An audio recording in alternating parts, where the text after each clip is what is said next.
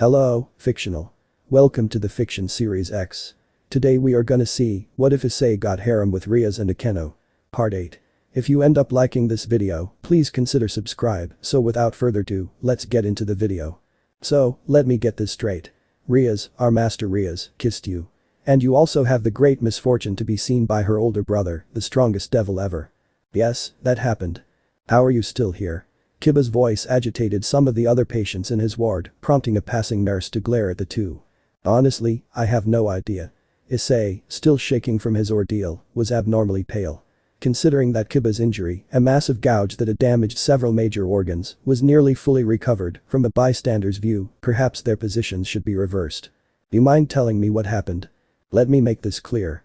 I let Rias make her own decisions. And I certainly can't fault her for attraction to her servants, my wife became my queen. But let me be clear, so long as Rias is happy, I'll let it be. But if she begins to regret, begins to cry, you're the first one I look for. A being of monstrous power had teleported him outside the waiting room. Composed of nothing but pure energy, the father of lies shed his guise as a man and was standing before him. For the first time ever, Issei let go of every restriction, every self-imposed limit to allow his own presence to compete, yet still there was no contest. Are we clear? It was not a question but rather a command. Kiba began to seriously consider calling a nurse. Issei's face had frozen in an expression of abject terror. Hello? Anyone home? He leaned over to wave a hand over Issei's face, but before he could the Demidre caught his arm at the wrist. Don't do that. And thanks, I guess. Don't mention it. So, I assume that you got an epic talking down and then got dropped off here. Yeah, in the reception area. Tried to find the others but with no luck. The only reason I found you is cause no one else here smells like metal. I'll take that as a compliment, the knight grinned. I don't know where the others are, but I'm sure they're somewhere in the wings. Go on and find them, I should be clear to go within the hour or so, I'll catch up then. Issei nodded and lightly punched Kiba's shoulder in acknowledgement. Before he could get far though, Kiba asked, Your Long Highness. You were going to tell us, right? Absolutely. Issei declared without hesitation. It wasn't my intention to wait this long though. Relax, I completely understand, Kiba smiled. Get going already. Issei smirked and mock saluted before leaving Kiba's room. While he had been smiling and upbeat for Kiba's benefit, now that he was on his own, he had another conversation to continue. Perhaps you should sit down somewhere. There is still much to discuss. Deciding to humor Albion, Issei found an unoccupied chair outside another ward and settled down, preparing himself for another lecture. At least this time he wouldn't be too terrified to speak his own mind. Now. Both of them? I guess you've missed a lot. I really could have used your advice in the past month, you know. Sure looks that way. Albion was quiet for a long time as he compassed his own thoughts. And? What will you do about it? What is there really for me to do? Complete the bond. I don't even know how to do that, you certainly haven't filled me in on that, and even if I knew, I don't really know if I could go through with it. Why hesitate? You have something to cherish, something that's yours now. I dare say you've earned some happiness in your life. It's just both of them. Is that even possible? Issei dropped his head into his hands, trying and failing to stave off the headache that seemed to rival that of post-promotion. I thought dragons can only bond to one person. That may not be necessarily true. The legendary dragon hesitantly informed him. There are at least two situations that I know of that might have been a multiple bond scenario, and my information was gained secondhand. Who? Can we find out more? Who is not the pressing issue. The first case is that of Scylla, the greatest of the Hydra.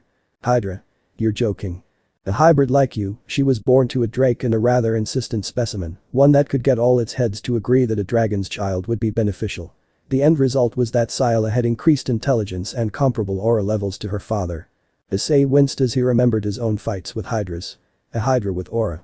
That's the stuff of nightmares. I have every confidence you could take her even without my help. Now, in regards to her bond, while she was smarter than her brethren, that was because each head had its own personality, giving her a collective of opinions and brainpower to tackle difficult challenges. It is likely that each of her personalities bonded with a different partner. Likely but not proven. And the other? The Hesperides were identical triplets. It is not too difficult to imagine that Layden was not attracted to just one but all three. Triplets? Huh. I guess that makes some sense if you're a sex-crazed maniac. Indeed. Assuming that he bonded with all three, then I would be inclined to believe that he was not named the Insomniac Dragon for his 1,000 eyes, but for a permanent condition brought about by the hyperactive libidos of three minor goddesses. And there we go, Master Voyeur at work. Issei struggled to keep his lunch down. Seriously, is every adult dragon a closet pervert? You'd be surprised. Their conversation was interrupted when a door down the hall opened, letting Issei catch the scent of a Nakamata. Koneko's to be exact. Standing up, he headed towards the source, following his nose. Okay then, two possible sources, one of which is now an evil dragon, and therefore unreliable. So how do we learn more? Are there any records? There were. Issei stopped and was nearly run over by a passing gurney. Were? Much of our history was committed to memory when the Dragon Kings, Drag and I unanimously agreed to eradicate as much information about our kind as possible.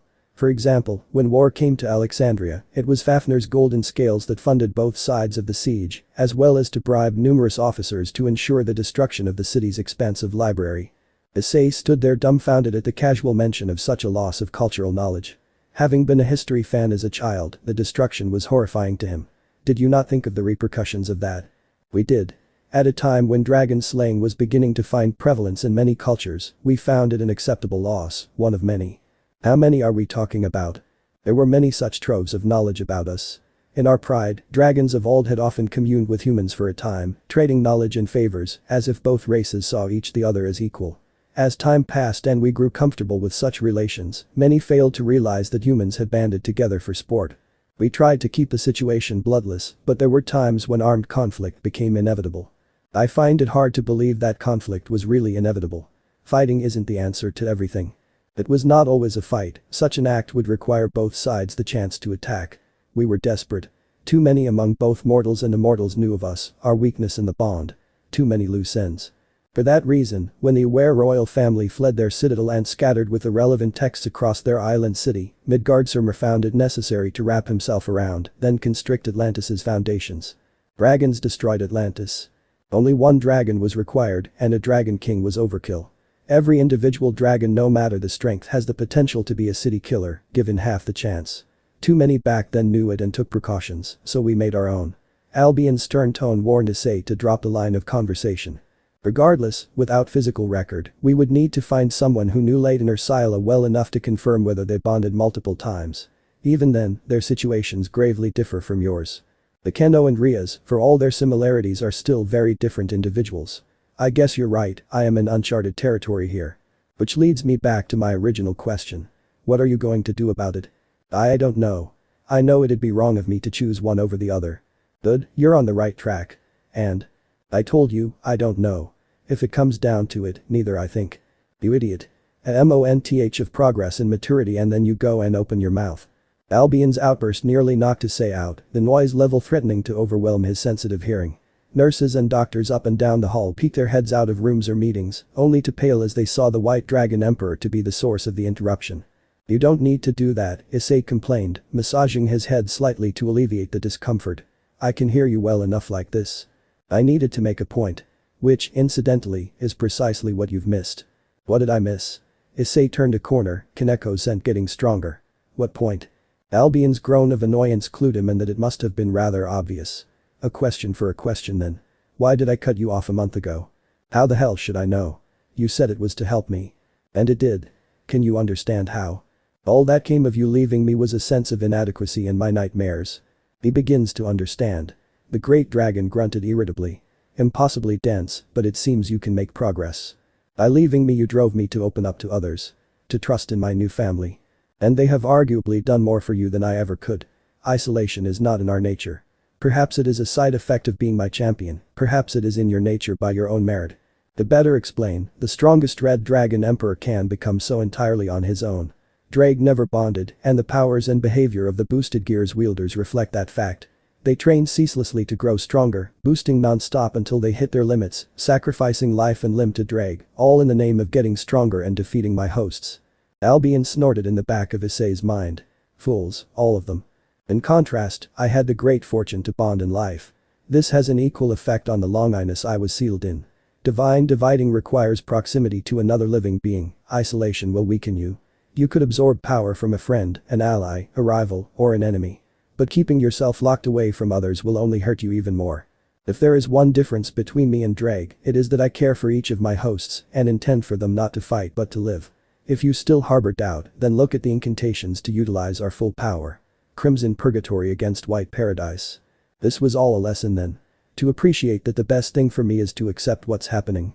To me, victory over Drake is accomplished by providing my hosts the chance at normalcy, the chance to live long and happy lives, something that I never had the chance to have.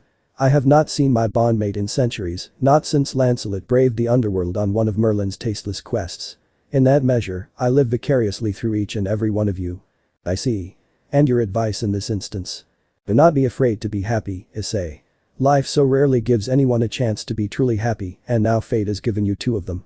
You've already admitted that choosing only one is not a choice at all, and that not making a decision will only cost you in the future. So, basically my only choice is to risk my relationships with both of them. I'm not sure I'm willing to put our feelings on the line. Is it really so bad? Whether consciously decided or not, your soul is reaching out to both of them, and apparently they both have accepted it on some level. Why deny yourself and them the opportunity to let such feelings grow? Issei was silent for a time as he kept wandering the hospital. A weak grin crossed his face. Living through me, huh? So that's the reason why you're so interested in my love life. Shut up. Boyer. As Albion began to sound like he was crying, Issei turned a corner and found Koneko lying on a hospital bed. Her cat ears were out and visible, and while asleep, she looked absolutely adorable. Issei had to ball his hands into fists to avoid petting her and potentially demean her, but damn it, she was cute. Instead of falling prey to his base instincts, he sat by her bedside, much like he had for Kiba already. He waited patiently, knowing that with the amount of damage she had taken, consciousness could be long in coming. Help came in the form of Rias and Akeno arriving, Akeno pushing Asia in a wheelchair. The third years were wearing fresh school uniforms, while Asia was still in a hospital gown. All three were visibly surprised to see him waiting there, though it was a pleasant surprise if the smiles on their faces were anything to go by. Issei. Asia softly cried. I saw the recording of your fight. You were so brave. Me? Brave? You must be mistaken, I was scared for my life once or twice there. He joked as he knelt beside her chair to give the bishop a gentle hug. While he was joking, his mind was still running a mile a minute on how to discreetly talk with the older girls. Perhaps if he spent less time thinking, he would have heard Asia's gentle sigh of contentment as she leaned into his embrace. Rising from his crouch, he smiled back at the other two girls. For whatever reason, they seemed at ease with him and each other. That couldn't be a good sign. As if on cue, a nurse came into Koneko's room to check up on her condition. Upon seeing Asia there, she requested that her ability with Twilight Healing be put to use to speed up the Nekomata's recovery, a request that Asia eagerly asked Rias to accept. Leaving the two underclassmen alone with the caretaker, the older girls and Demidrake withdrew to the room directly across. Close enough for when Koneko woke up, but just far enough to talk in private. Issei closed the door behind him and found both older girls looking at him with their arms crossed beneath their breasts. Both had abandoned the smiles that they had worn earlier and were now scrutinizing him with unreadable expressions. It was Rias that broke the tension. We need to talk. Issei winced. I don't think you could have said that in any way that could make me cringe more. He sighed before squaring his shoulders. Alright. Is this about the kiss or something else? The kiss would be a good place to start. Akeno's cold voice chilled him to the bone. For starters, Rias, what the hell was that about? That was in the heat of the moment, Rias admitted. Not that I didn't enjoy it, but that's beside the point right now. What I want to know is what's really going on. Ever since the kiss I've been getting flashes, hints of emotion that I'm quite sure aren't mine. Issei looked at Akeno. Is it the same for you? The same. It comes and goes, most notably with a crippling sensation of fear a few hours ago. Akeno must have been serious, because for once she did not show any reaction to such a sense of terrifying dread. Ah, that'd be the dressing down I got from Lucifer. He shivered. That's something I'd rather not go through again. Put me back in Tartarus if it comes down to it. And just why are we feeling your fear? Rias demanded. What is going on? Issei looked at Akeno to see her pale in understanding. Damn, this was going to be harder than he thought. Deciding to explain as concisely as possible, he started at the beginning. Rias, just what do you know about dragons? Is that a trick question? In 1 month of knowing you, I've learned more than I have my entire life. Perhaps I should be specific. You know how dragons view romance, or has Akeno already told you? She described the bond in what little detail she could. What I explicitly know from you dovetails with the fact that bonds are incapable of being taken lightly. The most I know is that bond connect the soul somehow. He let that sink in for a moment as Rias processed the information before she paled then blushed. And that's the reason why. Why you're both getting feedback from whatever I'm feeling. Yeah, and it goes both ways. Issei lowered his gaze. For what it's worth, I didn't mean for this to happen. Not like this anyway. He chuckled weakly before continuing. Every dragon has the potential to choose a life mate or find someone that subconsciously resonates perfectly with them. Believe me, I don't know which situation this is, but I didn't even know it was possible for me to react to both of you. Unable to stand any longer, he sank into a nearby chair where he collapsed his face into his hands. Pathetic. Can't even keep control of myself. Both girls looked at each other before sitting on either side of him, Akeno to his right and Rias to his left. Did you know before today? Akeno asked calmly. No, I swear I didn't know. He urged. Please believe me, I had no idea. We believe you, Issei. Rias looked at Akeno, who nodded back. You're not one to keep such important secrets to yourself, she frowned slightly, your long-eyedness aside, but that was hardly under your control. So, Akeno asked, what's troubling you then? What's troubling me? You find that on some instinctive level I've chosen both of you to be my mates. All three of them blushed again at that. Damn it, in another life I'd be jumping for joy at the chance. And why not now? Rias gently grasped his chin so that he had no choice but to look them in the eye. Why hesitate? Because if I don't draw a line somewhere, then there's no difference between me and Razor. Neither girl said anything, but the subtlety shifting feelings he felt from both girls matched for the briefest moment. Approval. Before they could comment, the casual observer butted in. Get over yourself, Issei. You're nothing like the bastard. I'm a hormonal male, fire-wielding devil, and apparently a man incapable of maintaining a committed monogamous relationship. Issei responded dejectedly. How are we different? Ah, those are only the similarities that you choose to linger on. I meant that you're different in every way that matters. Listen to him, Issei. You're better than Razor because you choose to be the better person. That you're even questioning yourself proves it. Rias made to embrace him, but he shrugged her off. Albion. Akeno was hesitant to call on the great dragon. Do you have any idea as to why he's capable of dual bonding? A theory, albeit one that Issei may not be willing to accept. Don't build up the suspense, what is it? Issei demanded. If you've got an idea then share, damn it. On your head be it then. It's possible, and keep in mind this is speculation, that Issei already began the bonding process before his incarceration. I hate to bring up bad memories, but do you remember what happened the last time you saw your father? Yeah, I passed out from a series of images that I know weren't from me. We already knew that you began breathing fire extraordinarily early. It's not impossible for you to have already manifested a connection with Akeno at that young age. And given the bond and your young age, it's possible, and I stress possible rather than certain, that your ability to bond may be damaged in some way. Issei paled and began to hyperventilate. Shaking off both girls, he shook his head to try and collect his focus for a transport. Look, I need some time to think, and I know that you do too. Issei stood up and began to shimmer once his light wings manifested. I'll be back when Koneko wakes up. With that, he activated the teleportation ability he had slaved over and vanished, leaving the potential bondmates alone. That wasn't anything like I expected, said Akeno worriedly.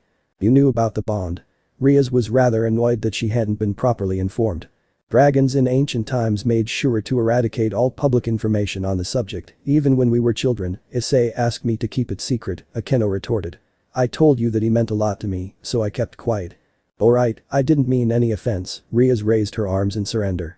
But I am curious, why is he so against having both of us as his partners? I'm not quite sure, Akeno pressed a finger to her lips in thought, but if I had to guess it's part of his upbringing. Ray's believing that he will only have one bond and to cherish that bond with his whole being. He does realize it's not uncommon for devils to have harems. Dragons do the same for practical reasons of propagation, not out of romantic interest. And it's like he said, it is a binding of the soul, with painful consequences if it is broken. Broken? If he dies, it'll be heartbreaking for us. It's not uncommon for the mate in question to fall into depression and attempt suicide. No, I think Issei worries about what happens if we were to die. He'd become an evil dragon, uncaring and willfully rampaging to try and soothe the void in his life by causing equal grief and sorrow to those around him. Rias gasped, comprehending Issei's fear over a second bond being such a big deal. And with both of us. It's new territory, Issei doesn't know what could happen, but it stands to reason that there would be twice the opportunity for him to enrage. They were both silent for a bit longer, each mulling over the rather unusual circumstances. Akeno then broke the silence, I take it you won't back down. Why should I? Like he said, his soul is reacting to both of us. I personally don't see why I can't be the one he bonds with. You think it'd be that easy? Akeno raised an eyebrow, I won't hold back in this. Oh, really? Then it's settled. We both try our best to win his heart. Best case he chooses one of us, and at worst he bonds with both of us. Just remember that I knew him first and will always remain his favorite. Rather high opinion of yourself, I never did take you for a devil of pride. Mindful that they were still in the hospital, neither moved to attack the other. Upon seeing Koneko awake through the window, they both rushed to her side. The fight for Issei's heart could continue later. Gremory-owned apartment complex. Issei landed in the open area of the living room and dismissed his wings. Striding to his room, he opened the door to see that his room was still a mostly charred wreck. He shrugged and entered. The room reflected what he was feeling at the moment. He felt right at home. Walking to the mangled bed frame, he spun and braced himself against the support before sliding down to sit on the floor. Curling up, Issei tried to meditate, to calm himself and release the well of emotions that had opened up inside him. Damaged? He'd be lying if he wasn't surprised. 10 years of physical and psychological torment, and only now did he know the full extent of his mental injuries. Damaged? Could be worse. He could be completely incapable of bonding. At least that would be a comfort, a final statement. He may have even preferred that and try to live a semblance of normalcy. Damaged? Normal was beyond him now. If his ability to bond was broken, would that mean whatever bonds he formed, even if he did go through with it, would never be complete? Issei let his head sink back into his hands. An incomplete bond. Now looking at the problem, he realized that he'd be tortured with the possibility the rest of his life. And dragons could live a long time. Albion was right, this was a theory that he fundamentally couldn't want to accept. Are you disappointed? He laughed weakly, trying to find some humor in the situation. Here I am, running away from my problems again. I guess I haven't made as much progress as you thought. You've made great steps to overcome your past. Albion softly rumbled. But if you were able to take this in stride without a care in the world, then I'd be truly disappointed. Your theory, you knew, didn't you? So why did you tell me? Because you and your potential mates needed to hear it before you began to make assumptions of your own. Was it the right thing to do, or the kindest? Perhaps not. But I have never lied to you, Issei. And with something like this, with your future on the line, I will not hold back what you need to know. What I need is a cellar full of the strongest spirits available. That won't help the pain, merely delay it. Albion paused as if uncertain. And with your unique physiology, unless it's a rare brew from the Celts or straight from the Olympic vineyards, then it will hardly make a dent in your perception, no matter the concentration or quantity you consume. Do you have any good news for me? Issei kicked half-heartedly at an offending piece of furniture, a footlocker that kept him from stretching his legs. Or is there anything else you want to say? How about, consider yourself grounded? I'd like to hear that right now. If you think I'm leaving you alone with yourself for company, then you have another thing coming. The vanishing dragon clearly was going to have his way. I said possible, not certain. There is a way to find out. You cannot be serious. Make the bond, both of them. What do you now have to lose? Accept your theoretical condition and move on. Prove to yourself that you are capable of experiencing the joy such relationships will grant. Find another reason for your unique ability. Albion snorted. There are countless possible reasons, I only mentioned the worst and unfortunately most probable. Whether you accept it as reality is up to you, though with your stubbornness, you might find a better explanation faster than I. And you let me walk away from the girls. We needed this talk, and you needed to think. Don't mistake my compassion for hypocrisy. If you had run for fear of their comfort, then I would have never let you leave their sight. Issei sat in the ashen remains of the room for a minute before laughing softly. I'll never have a time where you aren't there to correct me, will I? Like I said, I'm satisfied with the happiness of my bears. As of now, you are the only one that matters. Very well. Issei leaned his head back to rap against the bed frame. Take me back. The vine dividing flashed, leaving the cold grey room behind. Issei has a long illness? Koneko asked dumbfounded. He surprised us all, Rias smiled as she sat beside her, holding the Nekomata's hand. He had Razor on the ropes with his own strength and holy fire alone, it became a slaughter once he donned his armor. Koneko mulled over the idea that a demidrake was capable of wielding a dragon-type longinus before shrugging. So? You're taking this rather well. Asia seemed surprised that Koneko could nonchalantly accept that Issei had been a sacred gear wielder. You aren't surprised. I'm surprised, not unhappy. Koneko blushed. Issei is amazing. But he is, Akeno agreed before she was cut off with a flash of light. A wide armored figure had materialized in the room with them, clanking as it sat down on the floor. Before Issei could dematerialize his armor, Rias was already on her feet with a plan to keep him from leaving again. Issei, promote to bishop. The pawn in question jerked in surprise as the 8 pieces inside him responded, filling him with demonic energy. Issei groaned as he began to understand, the bishop trait would grant enough power so that he collapsed once it wore off, but not as much as the queen piece, meaning he'd stay conscious. As if on cue, Rias gave a second order, cease promotion. The promotion and any possible effects wore off mere moments after it had begun, leaving Issei numb and paralyzed. The scale mail shattered, leaving the teenager slumped against the far wall, gasping for breath as Albion compensated for the extreme variation in demonic energy. Issei looked up at the girls with a faux dramatic look of betrayal. "You know I don't intend to leave. And I believe you. That failsafe is just a precaution." Rias smiled. "So, what did you want to tell us? How'd you? Well, you left to think about what was going on. I can only assume you're done thinking about it." Rias stopped teasing when Akeno knelt beside them. "Look Issei," she began. "Rias and I talked and while neither of us would admit to the other, we're worried for you." Rias started in surprise that Akeno had guessed so correctly in this matter. "Today has been full of surprises, I'll give you that much, but the one thing we care about right now is you. What's going on and what do you want?" Ep. She placed a delicate finger over his mouth to silence him, "Not what you think is right per se, but what you really want. And then we'll tell you what we want in return." I don't know what I really want," he admitted. "Honestly, after 10 years in hell, I guess I haven't really thought too much about the future. But if I'm going to start somewhere, Albion suggested I find a different reason why I can bond twice." Both girls looked at each other before turning back. "Issei, do you mean?" "I don't know if what I'm feeling is real or the result of the bond, I can't tell if it's love or not, but I'm willing to take the chance, that is if you'll let me. Both of you." Issei closed his eyes and smirked half-heartedly. "I considered myself a world-class cynic, but damn, I sound like a bleeding romantic." "Hush you." Rias and Akeno both grabbed one of his hands, Rias taking the lead with speaking to him. "We've already made a few decisions. The situation is hardly ideal," Akeno added, "but we're willing to try and make this work." "You're kidding." Issei tried to turn to face Akeno, but found that his neck wasn't working. Akeno giggled slightly at the look of frustration on his face before nudging Rias. "Watch this." The Nadeshiko beauty leaned forward to gently lay a kiss on Issei's lower neck. Kissing her way up his neck and to his cheek, she then retreated to see that Issei was blushing a little bit, though she had to give him credit for managing to keep his composure mostly intact. Regardless, her administrations worked, as within moments Issei was able to regain limited movement above her first kiss. "I see, that is an interesting trick," Rias smiled gently before turning Issei's head to look at her. "No, we're not kidding. You mean a great deal to me, to both of us." She amended her words when her queen frowned slightly at being left out. "Like Akeno said, it's not ideal and hardly what any of us imagined, but since this bond is already beginning to form, I guess for your sake, I wouldn't be opposed to sharing if it's Akeno." Rias nearly turned as red as her hair with her admission, Akeno reaching a similar shade as well. Incredulous, Issei could only shake his head.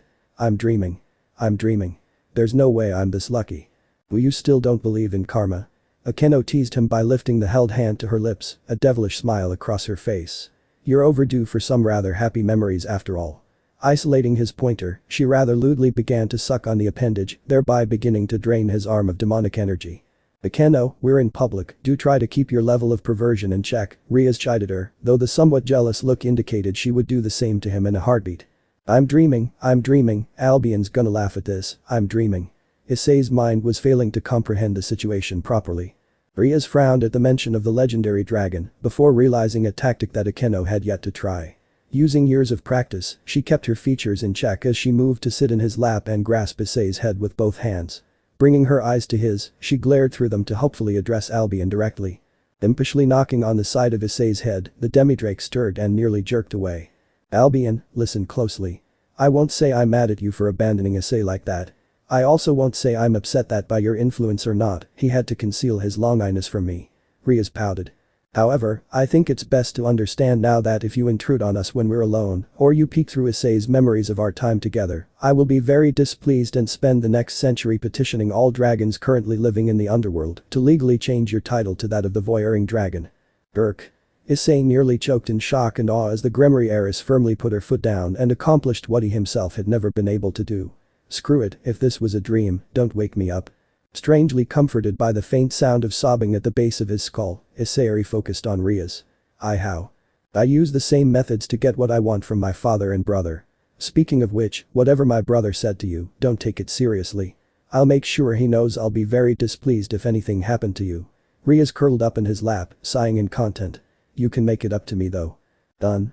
"How?" Issei was suddenly interrupted as Rias kissed him for the second time that day. It wasn't a quick chaste kiss, nor was it hurried or overly passionate.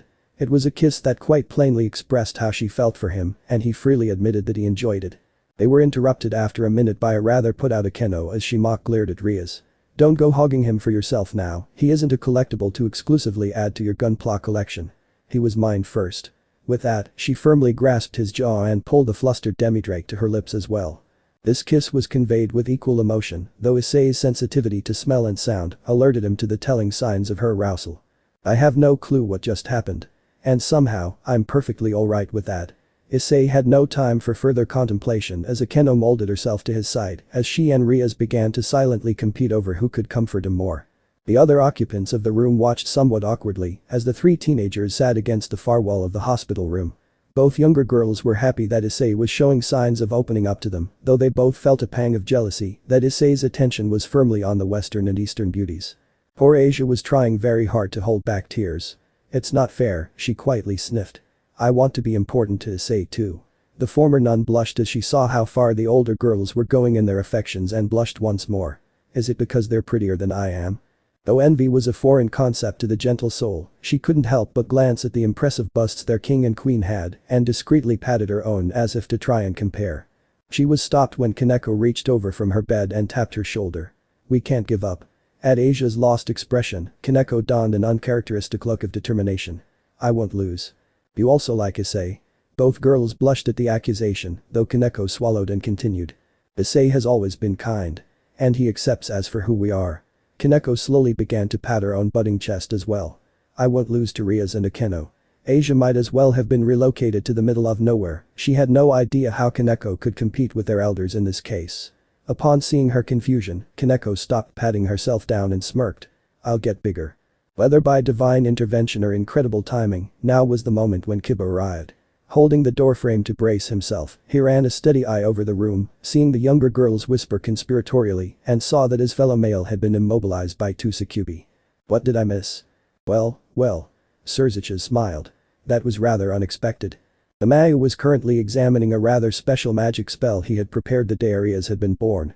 Considering devils' low birth rates and that their age difference was measured in a dozen centuries, he hardly entrusted Ria's safety to anyone else, so he had cast a scrying spell to monitor her.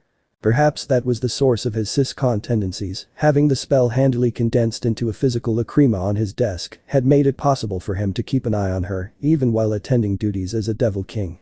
Grafia had always hidden it after reorganizing his office every week or so when Rias was a child, but he always managed to find it in the end. It helped that Seraphil sympathized with him after her parents confiscated the one she made for Sona. There wasn't much two Mayu couldn't do when their efforts were combined, both lacrima had been found rather quickly. Details. And right now, it seemed that he had misread some of the details between his sister and her pawn. This was an interesting development indeed.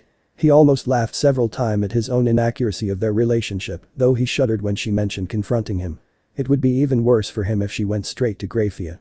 Stowing the jewel away, Surziches rocked back and forth on his feet. Well, what to do? Sir? A passing worker asked, believing he had been addressed. It appeared that the man was in charge of maintaining and repairing raiding game dimensions, if the materials he carried were any indication. Considering that Ria's little show has been the only game scheduled today, it was incredibly likely that the man was heading off to try and repair the malleable dimension after the White Dragon Emperor had rampaged through it. It's nothing. Just thinking out loud, don't read into it. After seeing that the devil was still standing there, Surziches decided to ask for some advice. You watched the game, didn't you? Yes sir. I don't think anyone would have missed it. And what did you think? Please be honest. Put on the spot, the devil shrugged. Good show and all, though I did lose betting on the Phoenix. Not that I'm not a fan of your family sir, the worker tried to backpedal. I'm not the only one, but that dragon kid came out of nowhere. Who could have known? Who indeed? Surziches thought to himself. And your opinion on the dragon? The kid? He's got holy fire and a longinus, did a number on the dimensional battlefield. I'm just glad I'm not in any position to irritate him or his master. However, the kid has guts for standing against the class system. I'm sure that'll please the crowds. The man fumbled with one of the heavy books for the game's enchantment system. Wouldn't be surprised if he made high class anytime soon. Really? Thank you, carry on. Surziches strolled away with a slight bounce in his step. Well, if that was a popular opinion then maybe Ria's happiness was finally secured. Knocking on the VIP room, he entered to find that Benilana was still sitting beside her shell-shocked husband. However, the Phoenix clan had departed, replaced by Grafia and their son, Milikas. Well, Ria seems rather pleased. He addressed his parents, tousling Milika's hair as the boy watched a replay on a tablet device with attached headphones. I imagine the engagement party will have to be cancelled. Don't be silly, Venelana rolled her eyes. The invitations were sent, all we need is an adjustment to celebrate Ria's first victory in the games, that's all. Isn't that right, dear? She tugged at her husband's ear to finally get a reaction from him. Lord Theomer Gremory finally stirred for the first time since the game's end. In a hoarse whisper, he muttered to himself, she won. Serziches rolled his eyes. Yes father, she won. We're all proud of her and she knows it. Is there anything you'd like to add? For a few more moments, Theomer sat there silently for a few more moments before sinking his head into his hands. It appears that I owe Lord Phoenix an apology. Venelana frowned, Reynard and Layla knew the details of the contract, we all did. There should be no apology for an outcome they should have known was possible. Perhaps, but it is the polite thing to do. Serziches sat down on the arm of Milika's chair, looking over his son's shoulder to see the Gremory rose from once more in a burst of wraith-like flame. Razor did lose to a wielder of his own element, even if the opponent in question was highly extraordinary. Send an apology but abide by the contract. Remember, Reynard still has 2 other sons, a daughter, and a grandkid well on the way. A lack of pureblood grandchildren is hardly a pressing concern for him. Though, that is a subject to address in the immediate future. Whatever do you mean? Theomer asked. Grafia is expecting. Venelana and Grafia sighed in unison before smacking their respective spouses upside the head. You could have phrased that better and you know it, the strongest queen chided her husband. Meh, perhaps. Serziches moved to sit across from his parents, now serious. There's no easy way of saying this, but Rias is romantically interested in her heroic savior, the White Dragon Emperor. If he were Seraphol, he would have had a camera at the ready for the dumbfounded looks he was getting from both his parents. Truly, the moment where a child surprises the parent is priceless among siblings, and he knew that Rias would have greatly enjoyed the scene. Sadly, both parents managed to collect themselves in time. Romantically interested, you say? Theomer rumbled, frowning. You're certain? Serziches wordlessly flicked his wrist to summon the scrying lacrima back into his hand from a personal storage dimension. Very certain. I'll declassify the details for you later, but dragons are rather serious with their relationships. If theirs get any stronger than this Issei hide you may end up becoming your son-in-law eventually. You must be joking. Venelana cried. She just got out of a forced engagement, now she's pursuing a serious relationship with a newly reincarnated servant. I think you're looking at it from the wrong way. Serziches folded his hands. Perhaps you won't get pure-blood children from Rias, and honestly it may be for the best. Rias is happy, mother. An ironically angelic smile graced the Devil King's features as he leaned back into his chair. I saw her smile like never before. All her life, we've watched over her, but just now, with that boy, she was truly happy. And we'd be fools to try and intervene. Serziches, you can't be serious. Theomer's eyes bore into his sons. Pure-blood offspring. Are becoming more and more precious, you don't need to tell me that. Serziches sighed. You hardly need to lecture me on that. However, I think in this case we need a hands-off approach. You know I've always advocated for Rias to make her own decisions, and this may be one of the most important she ever faces. Let it be for now, and we'll see what comes of it. Theomer groaned and buried his face into his hands. I'm not sure how many surprises I can take in one day. Duchaim sounded out, prompting the older men to check their respective devices to find that they had both been summoned to an emergency Elder Council meeting. 3 guesses as to the subject matter and the first didn't count. I guess we'll be off then, Serziches bemoaned. And here I thought that I could skive off work a little longer. Lord Lucifer, be reasonable, Grafia chided him firmly. You cannot expect for this to be isolated to just your family. Both Theomer and Serziches looked at each other and groaned before standing as Grafia prepared a transport circle. The 3 said their goodbyes as Venelana and Milikas departed for home. The Satan, his queen, and his father exited the glyphs into one of the secondary meeting chambers. This wasn't the primary area for 2 reasons, both interlinked. 1. Since this was related to dragons, they could hardly hold a pillar-only session, therefore the exclusive gathering would not be taking place.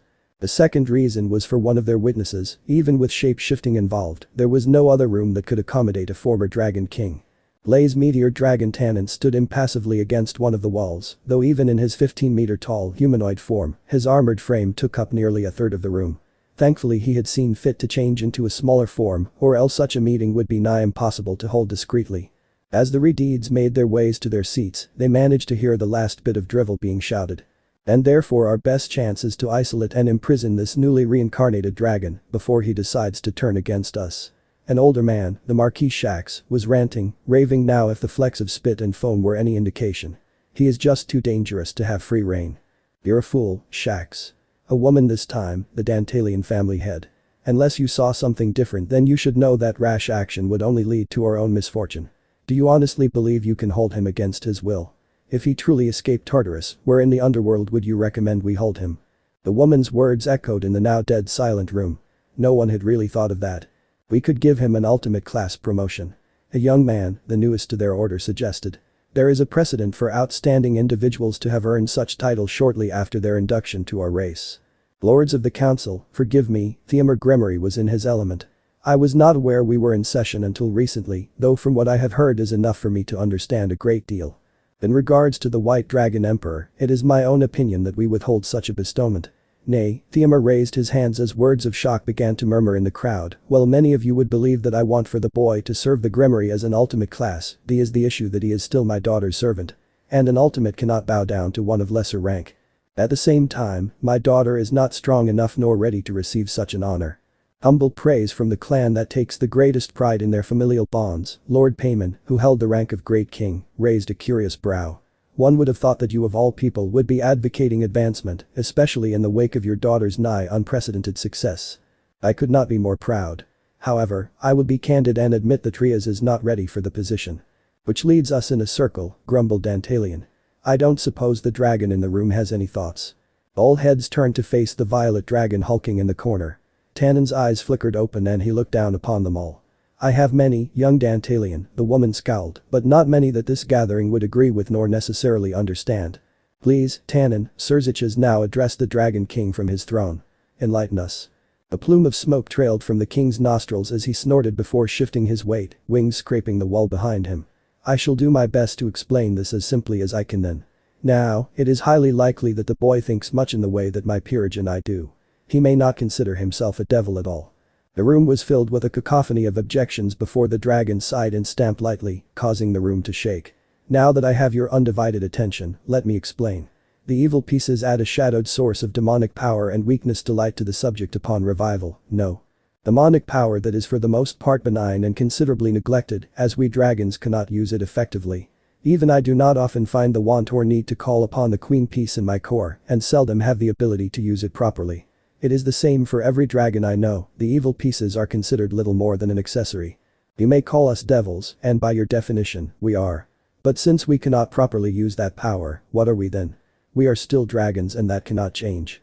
The boy is young and Albion has his ear. Young Issei will answer summons as a devil as the situation demands, but will otherwise live and dream as an unhindered dragon. The promotion this early won't interest him in the slightest. The dragon finally paused for breath, filling his lungs before continuing. Little you have to offer will garner his attention. Dragons do not inherently acknowledge rank after all, it is less than useless among us, and what fiscal reward can match the brilliant value of our scales? No, Tannen shook his large head. Nothing you have will sway him to your cause. The only ones with any control over his actions are, as he said, his master and the vanishing dragon. Then we're dealing with a rogue. A half-breed brat beholden unto none of our laws and with the power exclusively geared to defeat all of us. Shax resumed his tirade with a passion. He wields the power of a foe that we had to unite with heaven and the fallen to subdue, in addition to might that even the Phoenix could not overcome. If I may, Reynard Phoenix leaned forward in his chair, I will be the first to admit that the Phoenix clan's healing cannot overcome fire of divine origin. In hindsight, my son's defeat was assured from the beginning. However, in regards to subduing this boy, would you be the vanguard for his containment, Shax? Lord Shax stood for a moment as Lord Phoenix presented the difficult truth, stuttering for a response. It was a reality that no one wanted to acknowledge so far, save Dantalion, whose information networks were second to none. They simply did not have the strength or numbers to confront a heavenly dragon's strongest champion, who was additionally armed with the power of gods. I would not consider him a rogue. He's had a month to escape, no one had been aware of his full capabilities, so why remain only to stray off now, Tannen growled, his annoyance quickly becoming clear. For one, what has he done to suggest he will go stray? Secondly, what reason does he have to? It was the little heiress that managed to revive him, and I wouldn't be so quick to denounce his loyalty to her. Unless this council is willing to break its own rules regarding peerages and trading and considering the rarity of mutation pieces, the odds of him leaving her service of his own volition, hers or yours, may as well be non-existent. The legendary dragon shrugged his massive shoulders before turning around to leave through the slightly larger door. I've said my fill. Does the boy have power to decimate the underworld? Of course. However, know that I do not believe this Issei to be a threat unless foolishly provoked. With that, the Dragon King marched from the proceedings to wash his hands of the whole affair. As the doors shut behind him, Dantalion and a few others glared at the foolish shacks. And there goes our foremost expert on dragonkind. Unless Lady Leviathan has anything to say about foreign relations with their race, then we might as well reconvene at a later time. All eyes turned to the childish Mayu, who was clad in her classic magical girl outfit and sitting cross-legged on her throne. Somehow, without anyone realizing, she had replaced the elaborate silver chair with an office recliner and was lazily spinning in place with headphones connected to a tablet in her lap. Surziches sighed, and as Seraphol finished one revolution, he plucked the wire from the device with a long practiced motion, letting the entire crowd hear what she had been. I, Issei Haidu, being of sound mind and body, solemnly swear upon the Miracle Leviathan series that everything I said about my past is true. For a long moment, everyone was silent as they saw the content bliss the exuberant magical girl was radiating. Everyone processed the fact that knowingly or not, the White Dragon Emperor had secured the unconditional approval of the most eccentric of the current Mayu. Surziches pinched the bridge of his nose and sighed. This is getting nowhere. Issei Haidu has done nothing save reveal his existence, and yet here we are judging him for crimes he has not committed, something that the Gregory condemned him for already. He appears to be in full control of his facilities and therefore is no present risk to us. This is not a repeat of Crocus, we cannot compare him to one incident in our history to make our only judgment. You call Crocus a mere incident, Lord Lucifer? Many of us lost friends and family trying to contain the last and previously the only Longinus user to grace our presence. How many of our kind burned when Incinerate Anthem unleashed heaven's fire upon a peaceful city?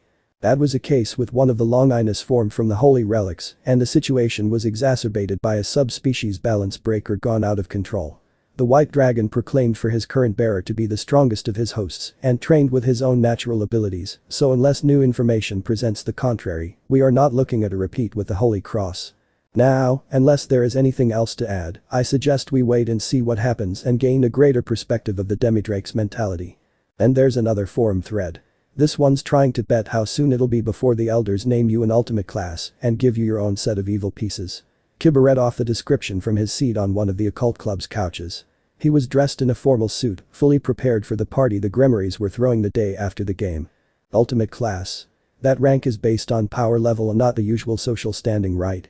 Yep, that's one of them. Mayu class and Super Devil come after that. Kiba looked over the edge of his phone. You sure you don't need help? I can do this on my own. The Demidrake growled. Kiba shrugged innocently. It's your call. Speaking of which, would you accept the promotion in pieces? Hell no. You wouldn't. Rank really doesn't mean much to me.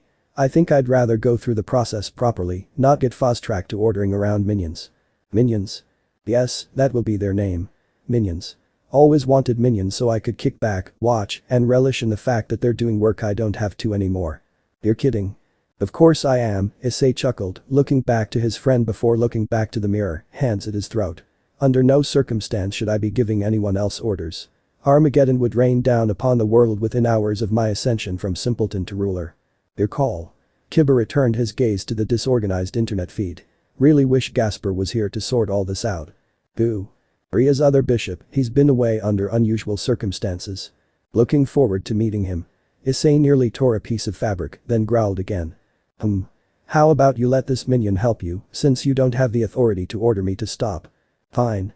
Issei groaned as Kiba laughed and set his phone down.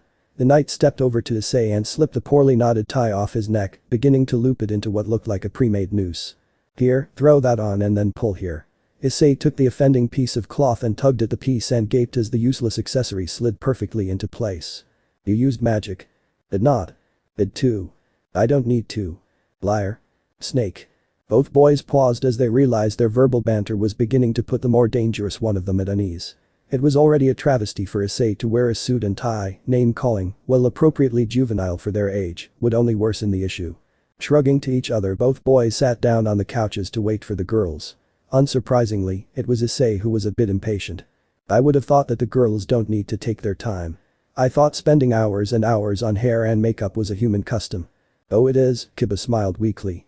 However, the excitement of the process rather appeals to women, no matter what race they are. Humans use makeup to compete with the looks of supernatural beauty, right? So what's the big deal? The girls are impossibly perfect. I'm afraid I don't know the answer to that, Kiba nodded his agreement. All I know, and I recommend you accept this as well, that all that men know of the fairer sex is what they allow us to know. Unable to refute the wise words, Issei sank back into his seat. The girls had gathered in one of the other rooms in the old schoolhouse, placing several wards to keep them both from entering and him from using any of his senses to even guess what they were doing. The boys had been waiting for a few hours now, and the time they needed to be back in the underworld was swiftly approaching. The girls seemed to be either intent on being fashionably late or Akeno's teasing was contagious, and the girls wanted to keep the males on edge for as long as possible. Finally, Issei heard the sound of footsteps and got Kiba's attention. Both quickly grabbed their suit jackets and pulled them on, buttoning them and standing as if they had been waiting patiently for hours. The double doors opened and the girls walked in. Rias was in a tasteful long red dress that complemented her figure and in some places clung to her like a second skin. Akeno was wearing a black kimono complete with white obi, an outfit that only accented her Japanese heritage. Asia was in a humble white dress, while Koneko wore a simple pink one. "You look sharp, Issei," Rias complimented him with kind words and smile. "Who knew you had it in you?" Issei rolled his eyes. "Can we please get this over with? I feel ridiculous." The suit he was wearing had been shoved into his hands before the girls spirited themselves away, so he wasn't really able to get a say in how he looked. The black suit, tailored for his broad shoulders and slimmed waist, did look good on him even if he hated it. For once his hair was tidier than usual, it was still unruly, though it was quite obvious that he had put some effort into looking presentable. And the girls were quite pleased with what they saw. We spent enough time picking it out for you, the least you can do is grin and bear it." Akeno sauntered over to him to adjust his collar. After fixing it, she let her hand trail down his shoulder to his breast pocket, where a silver dragon was coiled around the Gremory rose in perfect detail. The small insignia was where her finger tapped above his heart. "Who knows, maybe later we can enjoy ourselves when it's time to take it off." Issei frowned, though there was a healthy tinge on his cheeks. "Let's shelf that idea for now before we get carried away." "Yes, let's," Rias interjected as she summoned a transport glyph. "It's time to go." With the peerage assembled in the center and then were immediately displaced to the entryway of a large mansion, easily several times that of the vacation home they had previously trained at. Predictably, it was Issei that moved first. Walking off and rubbing the back of his head to assuage the usual headache, he regretted not being allowed to use his scale mail to transport through magic circles. Rias had stressed the importance of appearances in Devil Society, and while an armored figure was very impressive, it could also give off the wrong idea. Ergo, he would still suffer knowing that he had a perfectly good way to avoid magical backlash and was denied its use. The tiny hand made its way into his as Koneko stepped closer to him. Wrapping her other arm around his waist to support him, she gave him a small but comforting smile for the briefest moment before resuming her stoic visage. For some reason, the fact she hid such a kind face didn't sit very well with him. Now relieved of said headache, Issei and Koneko fell in formation with the others. Rias led the small procession with Akeno to her right and slightly behind her. Issei matched her on the opposite side, while Kiba and Koneko walled in Asia as they entered what appeared to be a massive ballroom. Several devils in servant apparel were putting the finishing touches on formal decorations.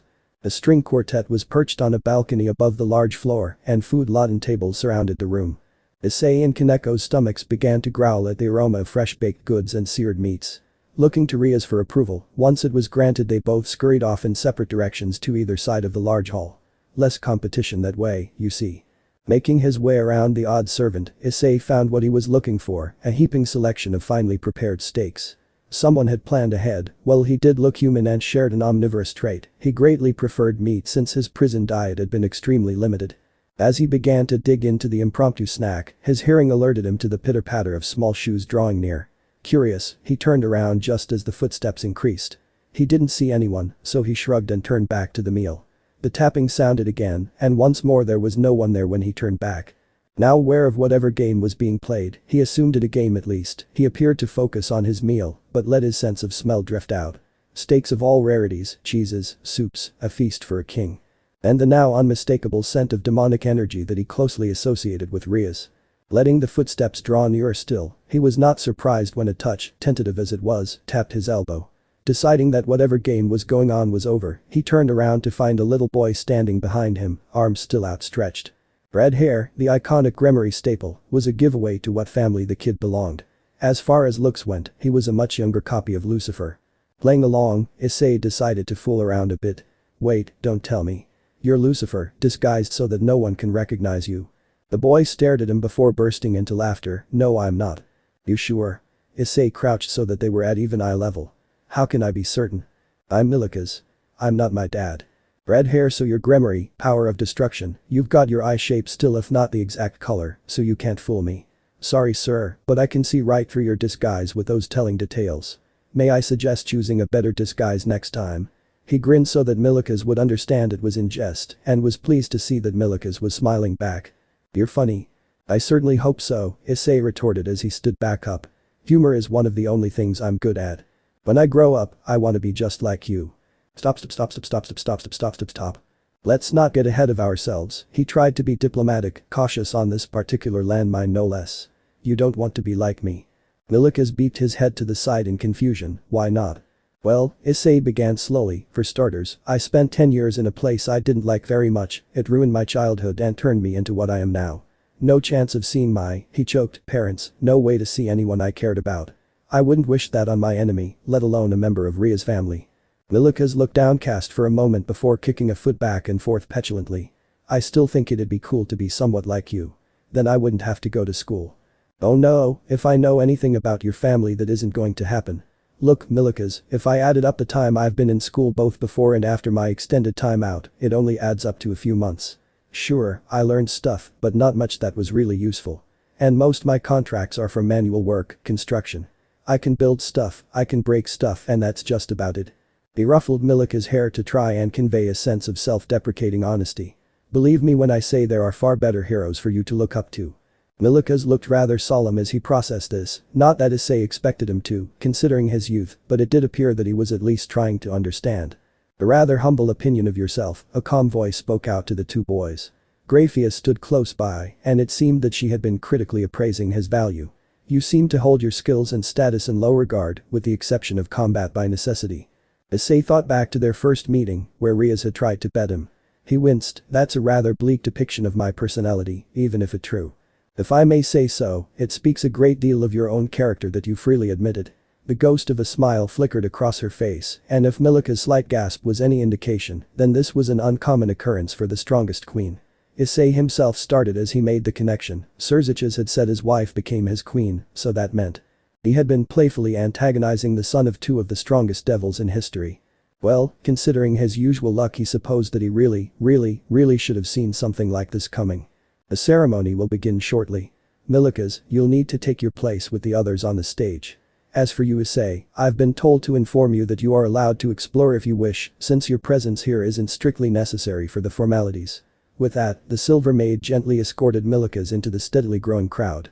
Deciding to passively observe, Issei watched as Rias, Milikas, an older version of Serzich's, and a brunette version of Rias, stepped onto the main stage set to the side of the hall. He both visually and logically confirmed that this was the rest of Ria's family, and then decided to cut off his extended senses. While not overpowering, the sense of so many different types of demonic powers from the guests were starting to wear away at his peace of mind. As he leaned against one of the walls, his quiet observations were cut short as two sets of footsteps drew near. Idly wondering who would approach him, he looked to the side and was surprised to see Ravel Phoenix standing before him, with the Rook Isabella standing close by, presumably as an escort. Lady Ravel, Isabella, greetings, he pushed himself from the wall and stood to his full height. Greetings, White Dragon Emperor. Ravel bowed slightly, while Isabella waved. What's with the formality? Is it not your title? Yeah, it is, but I'm not one to stand on rank in ceremony. Just call me by my given name. Ravel coughed slightly, cleared her throat before resuming her salutation. Very well then, I shall call you Lord Issei from now on. Still weird. Dragons don't have ranks in the same way devils do, so I'm not comfortable be called Lord. He looked around to see if any others from the Phoenix team were present. I assume you're here as a delegation from the Phoenix clan. I indeed, Ravel stuttered, hands gripping the front of her Gothic Lolita dress. As the only ones capable of attending, we were selected to be here. Only ones capable. Isabella let out a short bark of laughter, oh, the others got over their injuries fast enough, courtesy of Phoenix tears. She grinned, most of them are still catatonic that they lost. Mira's been huddling in a corner since you demolished her the second time, Ubeluna is still fearful of whatever the hell you did, and Razor's been unresponsive completely, unless you whisper dragon in his presence. Issei winced, rubbing the back of his head. I am sorry for that, I meant to assure Ria's victory, not traumatize your entire team. Surprisingly it was Ravel that denied his apology, personally, I think Big Brother deserved it. A windbag full of hot air and nothing else. She sniffed dispassionately before schooling her features once more. Unsure of how to respond, Issei decided to pair operations. Still, the condition of your brother and your friends is ultimately my fault. He thought for a moment before the metaphysical light bulb went off. I hate being responsible, so I hope this is fair compensation. Unsealing a piece of industrial metal that he had personally shaped and sharpened into a knife blade, Issei extended his right wing and let his fingertips dance over the hardened edge where Sirius's devastating blow had landed. He was fine, the limbs still armored, but there had been an unusual side effect. Finding a loosened scale, he dug the knife blade beneath it and with a jerk, pried the offending gem off the limb entirely. He wiped off the scale against his jacket before pressing it into Ravel's hand. Ravel looked floored at the nonchalant act of self-inflicted violence before she could comprehend exactly what had happened. When she came to, she stared at the white gem in her hand before paling. I am responsible in a way for your defeat, Issei apologetically admitted, though I am also responsible for stealing one of your tears, so I hope that should be fair compensation. Is it not enough? Actually, come to think of it, we also took Ubalunas. 2 tears, 2 scales sounds fair enough to me. He lifted the knife once more. No. Ravel almost screamed. No, she lowered her voice, embarrassed for her outburst. That isn't necessary. In fact, I can't accept this. She tried to hand the scale back to Issei, who beeped his head sideways in confusion. Doesn't work like that, miss. For one, no matter whether it was allowed by the rules or not, I did take your property. For another, what would I do with it, it's already been pried off. I shed scales every few months, your knight just sped up the process with one hell of a swing. Keep it. Besides, he glanced at the spot where he had removed it from and shrugged dismissively before stowing away his wing, they grow back in a day or so. Ravel seemed too stunned for words. As she appeared to finally regain coherence, there was a slight tap at his elbow.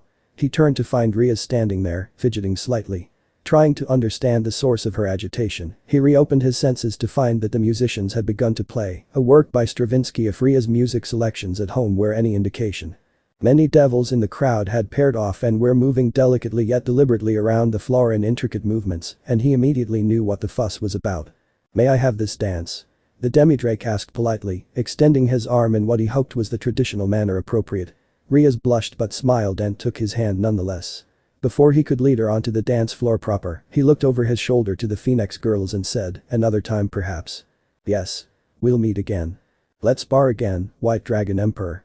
Shaking his head ruefully, Issei continued to lead Rias to what may possibly his first dance of the evening. As he grasped her hand and gently placed his other hand on her waist, he whispered, just so you know, I've never learned to dance, so treat me gently. All true, his words did the trick to alleviate the tension, and she laughed softly. Just follow my lead as best you can. And so they danced, though it was more of Issei desperately trying not to step on Ria's toes as they moved back and forth in sync with their peers. You're not so bad, she congratulated him. There's plenty room for improvement, but how is it that you're so coordinated on a battlefield yet stumbling in a ballroom? I'm not sure, if I'd known I'd ever end up here then I would have fitted in between death fights. Ooh, don't talk about such things now, Rias pouted cutely. It's my party and what I say goes. Not sure that's how it works, but if you say so. I say so. And you can make it up to me by giving me a kiss. Right now. Akeno and Rias had both made it quite clear they were dead set on making this strange relationship work. In the wake of a day, he had given ground. No longer caring, he wrapped an arm around her and pulled her to him in order to capture her soft lips with his own. Issei didn't know how long they stood there, nor did he particularly care. After an indeterminate amount of time, Rias did need to stop for breath. As she gasped for air, he did notice that several of the couples dancing beside them had stopped to stare at the teenagers. Well, looks like the secret's out. People will talk now. Let them, Rias steadied her breathing. I want another. Akeno will be most upset if she finds you've gotten ahead, that is if she doesn't know already. And it's hardly fi. As she pulled his face down to hers, all perception was lost beyond the girl who had claimed part of his heart. Annoying. There was really no other way to put it. Annoying. Ravel's mind was working overtime as she considered the momentous event that had just occurred. Clenched in her hand was a white scale, a gem that undoubtedly was worth more than her wardrobe and jewelry collection combined. Dragon scales far exceeded the value of precious stones due to their rarity. Exceedingly few dragons ever willingly parted with their scales, and even then, not all were of the same quality. Size, shape, color, many of the facets of jewelcraft applied here as well. And the fact that white scales were practically unheard of outside heavy industry meant that this gift was most likely the only white scale to have been gifted to the underworld in 10 years. Why oh why did you turn down the other scale? Now I really want one, Isabella sighed. And he was more than willing to. Yes, a demidrake willingly parted with one of the most sought-out materials known to all supernatural pantheons. A scale that was more valuable than most fortunes her peers had as yearly allowances. And he handed it to her like it was a trinket, yet asked if it was not enough. Just who was this white rias? True to form, Akeno had seen the display on the dance floor. Surprisingly, she didn't seem upset, though she had dragged Issei out of the hall to an antechamber where she had shoved him against a wall before kissing him nearly senseless. Not that he minded, of course, just the opposite in fact. After the impromptu make-out session, which he noticed had been relocated so she could go further than rias could in public, they returned to the ballroom and danced as well. A few brows were raised, but considering the common guilty pleasures devils had, not to even mention teenagers, no one commented. And so the hour drew late. Eventually, guests said their goodbyes and polite farewells. In the end, Ria's peerage eventually moved outside to where the darkened skies of the underworld flickered with latent power. Issei was sitting down, leaning against a pillar that supported an upper balcony. Both Akeno and rias had sat beside him, curled up to him with their heads resting on his shoulders. All of them were rather comfortable at that moment, caught up in exhaustion as they were, and content to sit in silent company. Everyone that wasn't Milica's, that is. No sooner had Issei begun to nod off had the red-haired devil plopped down on his lap. Issei. Can you show me your holy fire? Please. Now, Milica's, rias chided the boy. Be polite. It's fine, Issei brought up his arm from her shoulders to gently stroke her hair. I won't even have to get up. Stand clear, Milica's. The boy did so, leaving Issei with an unimpeded view of the night sky. Silently considering his options, he decided to go for flair rather than simplicity. Inhaling just enough air, he then breathed white flame as he filled the atmosphere above them with his aura. In an instant, the sky lit up as the energy ignited, and so he cut off the stream that flowed from his maw. Taking inspiration from modern fireworks, Issei filled the backdrop with a ghostly castle, before which a knight and dragon clashed. Manipulating his aura so that the burning images moved, Issei put on a show, listening to the excitement of the others as the man and dragon battled fiercely across the black night. Inevitably, he decided to end it, letting the knight overpower the dragon with a mounted charge, burying a lance in the dragon who disappeared. With that, the castle shrank, revealing a white figure, unmistakably female form and in a dress. The knight on his horse dismounted, lifted the lady onto his mount and walked his beast and beauty higher into the skies until they disappeared from sight as well. Above them on the balcony, Theomir, Venelana, Surziches and Grafia had gathered when the first explosion had resounded through the mansion. They had seen the intricacy of the performance and were rather impressed. At a touch, Theomir looked to where Venelana was pointing. Below them, rias, her queen and pawn were sitting close together. All seated on the floor, with the girls folding their legs beneath them and the boy casually relaxing as he held them close. But what struck them was the peacefulness they could sense. Rias was smiling, truly smiling. Surziches was right, the end to the engagement was a blessing in disguise. As Venelana wiped away tears, Theomir held her close as well. Everything was falling into place, perhaps not as they imagined, but for the first time things were looking up. All was right with the world now. And with no news coming from heaven, we can assume that these disappearances of holy sword wielders is not an internal affair. With Kakabiel officially declared by the Gregory to be going rogue, the church is on high alert as every exorcist, priest and sister has been recalled to their operation centers across Europe. Hermes kept going on and on about news and foreign affairs, but Artemis could only sit there on her silver throne atop Olympus. While she paid token attention to the latest affairs, she was still reeling from what had been the first order of business. Kakabiel had gone rogue. It had been a month and a half since she had spoken with him, right after she had killed the demidrake on his request. Had she made a mistake? No, certainly not. Deities of their caliber relied on a steady balance of the world to survive, since they could no longer rely on continued worship in the modern age. Letting a dragon loose upon the earth would have been a mistake, surely. Demand for Dionysus's best is going up, and what else? The messenger god scratched his head with the stylus of the tablet he was using. Oh, look here, another Longinus wielder has emerged. Hey Hephaestus, can you stream this? Hermes casually tossed a tablet to his brother, where the burnt god of forges fiddled with a device. All 12 Olympians were present and interested in the details.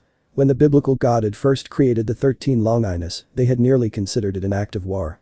The 12 Olympians and Hades numbered the god-slaying devices exactly, and since Hestia by nature was known to be neutral on all accounts due to her relations with most pantheons, she would be counted out. Because of this, Zeus had ordered for all news of the Longinus users to be top priority information and to be revealed to the rest as soon as possible. Hephaestus finished his work on the device and then an image formed from the smoke above their hearth. A white armored figure, holding another man by the neck. The helmet shimmered away and Artemis felt the golden itcher in her veins turn to ice. You've lost, Phoenix. Learn to live with it. If you disagree, then face me again someday and I'll use divide on you. After that, I'll use promotion. Survive that and maybe I'll fully unleash the power of one of the 10 strongest. I'd like to see you come back from that. Old Issei. I will have my say.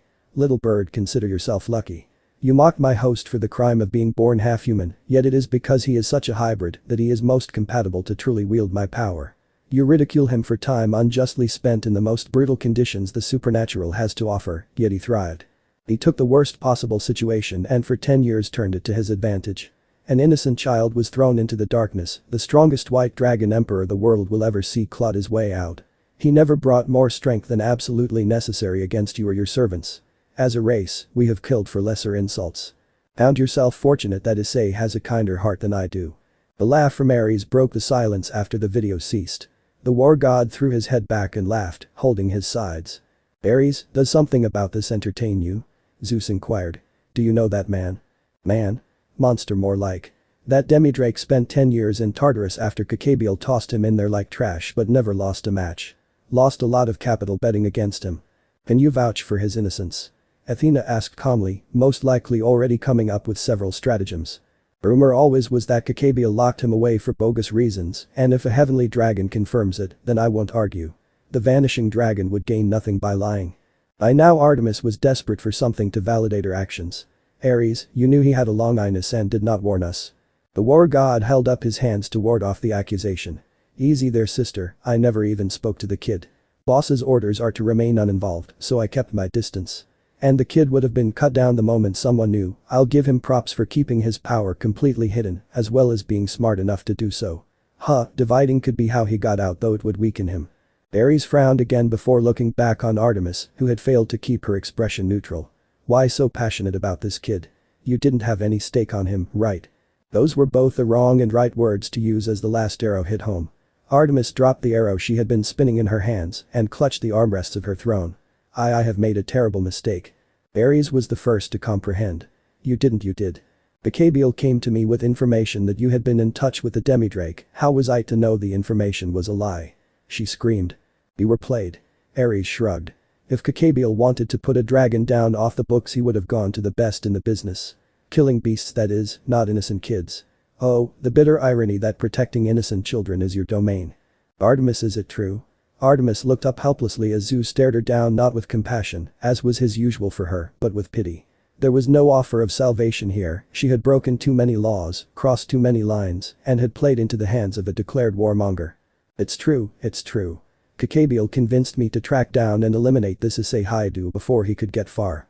I considered myself fortunate enough to do it cleanly, just on the edge of devil-infested dragon territory. And, you are not doing yourself any favors here. Did you even think about how the underworld would react if they knew you were on their turf? Did you even go to the Shinto for entry into Japan? Frankly, I'm just amazed that you managed to do it so close to dragon breeding grounds and not have the skies darkened by hordes of angry lizards. Even the evil dragons would get in on the action if it meant they got to partake in the senseless violence. We are fortunate that the boy was killed outside their territory, as this limits the magnitude of retribution he can seek.